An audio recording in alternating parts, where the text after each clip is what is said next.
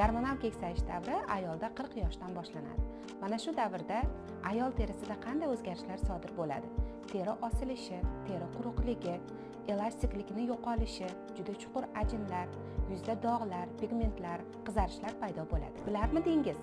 Gormonal keksayish davrida birinchi 5 yilligida terida 30% gacha kollagen kamayishi kuzatiladi. Bugun Novage Plus sizga yanada ko'proqni taqdim qiladi.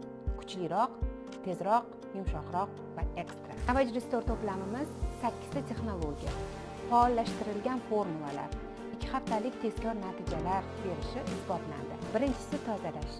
Tozalovchi geli terini yumshoq tozalaydi, teri hujayralarini yangilaydi. Restore'dan ko'z atrofi va lab uchun krem.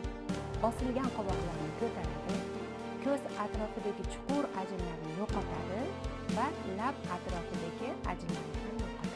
Yoshartiruvchi zardob. Terida kollagen ishlab chiqarilishini